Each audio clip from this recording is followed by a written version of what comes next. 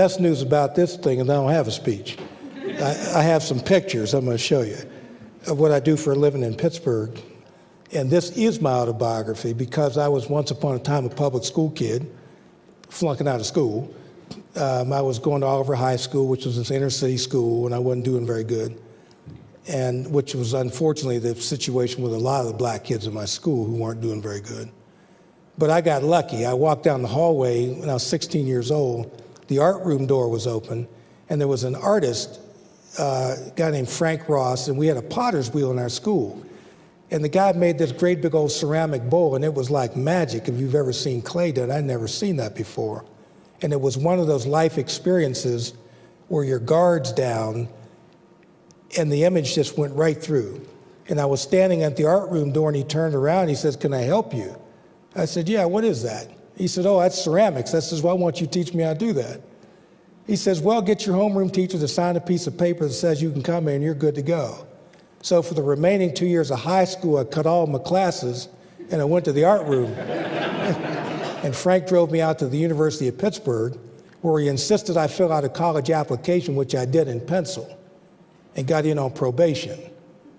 Because not one time in my high school experience did anyone ever show me the Scholastic Aptitude Test. So when I enrolled at Pitt, they showed me this test. I had never seen the test before, and I didn't do very good on the test. So I got in as a probationary student. But I'm very pleased to tell you, not only did I graduate from Pitt with honors, I'm now a trustee of the University of Pittsburgh. I actually sit on the board.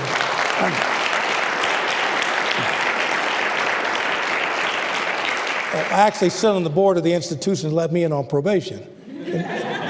And I was the commencement speaker, and I got up in front of 13,000 people and said, "Don't give up on the poor kids. They might end up being a commencement speaker someday." And basically, to the extent that I have a story to tell you, that's the story. People are born into the world as assets, not liabilities. It's all in the way you treat people that drives behavior. And if you don't remember anything else I say for the next couple minutes, except environment drives behavior, then I've done my job. Environment drives behavior, whether it's in the black neighborhood or in South Africa. If you build world-class environments, you get world-class performance. You build prisons, you get prisoners. So back in the 60s, when I was working with Mr. Ross, he put a bunch of us kids in this van, and he took us to see a very famous house that a guy named Frank Lloyd Wright built. You ever heard of him? He did okay in the architecture business.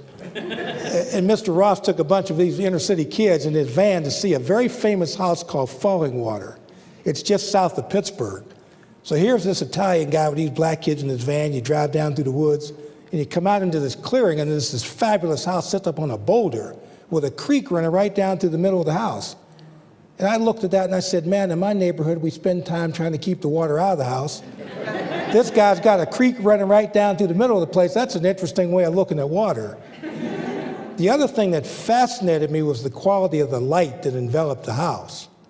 And I said, if I can get that light into my neighborhood, I'm halfway home. So I committed myself to building a Frank Lloyd Wright building before I left the planet. And I did. I'm going to show it to you.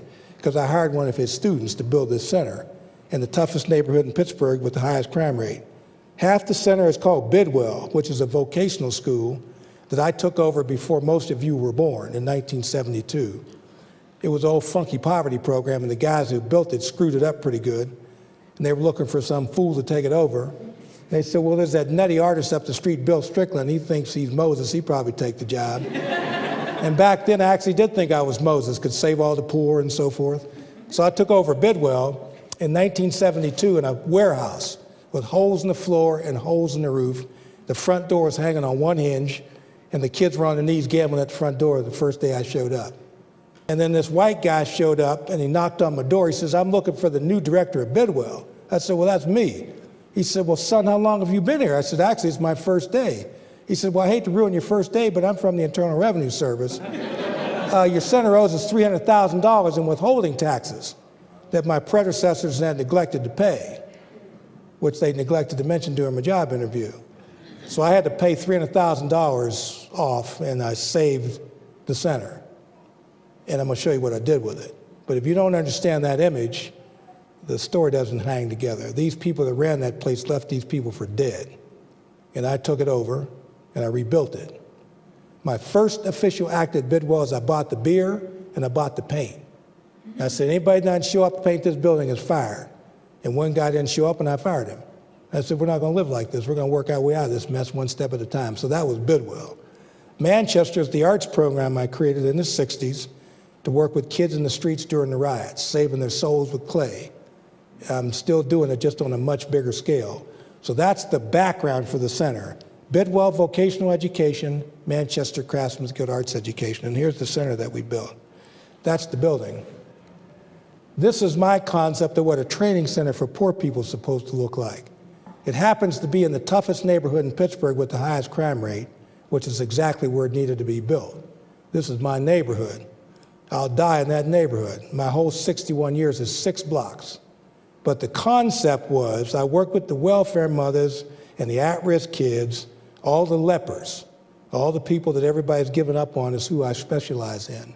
And the whole theory of my center is if you want to work with people who have been given up on by life, you have to look like the solution and not the problem. So when the welfare mothers and these ex-steel workers, remember them? We used to make steel in Pittsburgh. Well, no one making steel anymore.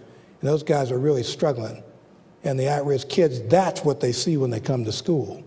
It has a fountain in the courtyard, as you can see. The reason it has a fountain is I always wanted a fountain, and I had the checkbook, so I bought one. They got put on the board of the Carnegie Museum, and they had a big cocktail party, and they had a fountain in the courtyard because they think the people that go to the museum deserve a fountain. Well, I think the welfare mothers and these at-risk kids deserve a fountain. That's why I put it in my school, because I'm in the attitude business, not just the training business. And people are a function of environment. That's the entrance to the building. Pittsburgh is gray from November to May, but even on a gray day, this building is flooded with sunlight. The worst part about being poor is what it does to your spirit. Poor people never have a nice day, and they never notice that the sun comes up because they stop having a reason to look at it. So in my center, even in November, this building is flooded with sunlight, which means that it's very hopeful. Light is hope. So we get people out of the dark and put them out in the light and let them know that the sun's for everybody on the planet, not just for rich people. We have fabulous artwork throughout the building. It's all my taste, because I raised all the money. I said to my board, when y'all raise the money, we'll put your taste on the wall. But we have quilts and clay and calligraphy, and everywhere your eye turns, there's something beautiful looking back at you. In 24 years, we've never had one act of vandalism or theft. We have no anti-theft system on anything in this building. I have hundreds of thousands of dollars of appraised value of artwork. We've never had one act of vandalism or theft, 0. In the toughest neighborhood in Pittsburgh with the highest crime rate. By the way, we have no metal detector, no cameras, and normally there's not even a guard in the building. And we haven't lost a screwdriver in 24 years. Now, when y'all come to Pittsburgh, remind me to take you to my old high school. It's still there, 4 blocks away. Steel doors, metal detectors, and bars in the window, 4 blocks from this Frank Lloyd Wright building. Now, you tell me, how is it possible that I could build this multi-million-dollar facility in the toughest neighborhood in Pittsburgh, 4 blocks from my high school, and never have one incident of race, violence, drugs, alcohol, or theft? The reason is it's called leadership, and it's about values. You treat people like human beings, they have a tendency to want to be that way. You treat them like prisoners, that's how they act. So we got that problem figured out. We even have fresh flowers in the building every day. I don't want to offend anybody's sensibilities, but I am not an advocate for plastic flowers. I have never figured out what the aesthetic contribution of plastic flowers was supposed to be to the world, but I don't have them in my school. And now that I'm getting to be a big shot, giving speeches all over the place, we had a bunch of high school principals come visit my school. They said, man, Mr. Strickland, this place is fabulous. And we were really blown away by them flowers. We are curious how them flowers got there. I said, well, I got in my car and went out to the greenhouse and I bought them and I brought them back and I put them there. You don't need a task force or a study group to buy flowers for your kids. The children deserve fresh flowers in their life. The cost is incidental, but the gesture is very significant. People are a function of little things, not just big things. And we built an amphitheater for the students. They're all in uniform, as you can see. Now, we bring chefs in from all over the world who do product presentations at our school. Why? You have to put world-class images in front of people's face so they know what it looks like.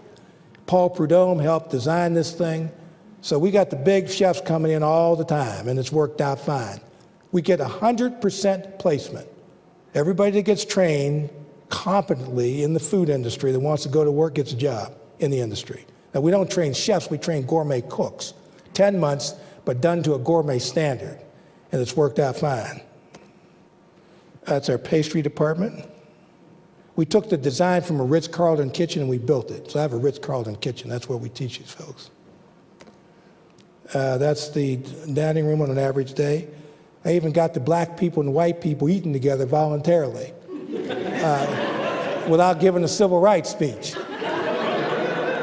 What we discovered is if you build world-class facilities, people have a tendency to see themselves as the same. You build prisons, they act like prisoners. This is in celebration of a salmon I caught in Lake Michigan and brought back to Pittsburgh. So I had all this fish and all these coolers. I'm thinking, what am I going to do with all this fish? Have a party. So I gave the fish to the culinary department, and we did our version of a fish fry, which was smoked salmon and salmon with gravlax and salmon with crab meat and imported wines and 3 forks and 3 knives and an ice sculpture. And I invited 100 of my corporate buddies to this fish fry. And one guy was so taken with the concept of the center, he gave us a check for $300,000. One salmon, $300,000. Calculate the return on investment for that one piece of salmon. So as you might suspect, we now do salmon presentations quite regularly at our center. This is the work that the students are doing. These are the poor folks who supposedly don't have any ability. What we discovered is the only thing wrong with poor people is they don't have any money, which is a curable condition. It is all in the way that you think about people that drives behavior. You think about people as world-class citizens, that's what they do. We emphasize color and texture and presentation. By the way, this is what we serve at lunch at the school. Why? Because you can't teach people when they're hungry. So the answer is give them something to eat, but we don't do fast food at our center, we do gourmet food. So I do a gourmet lunch for welfare mothers and at-risk kids as sure as I'm standing at this podium. Now, if people tell you that you can't serve gourmet food to public school kids, you send them to Pittsburgh. I've been doing it for 22 years. You just have to want to do it bad enough. So you need to do 2 things. Buy the book, first of all, because every time I sell a book, it gets me a ½ inch closer to Oprah. And more importantly, I want you to understand that you are part of this story. You may be the story. It's the intersection of the left and right brain is where the answer is.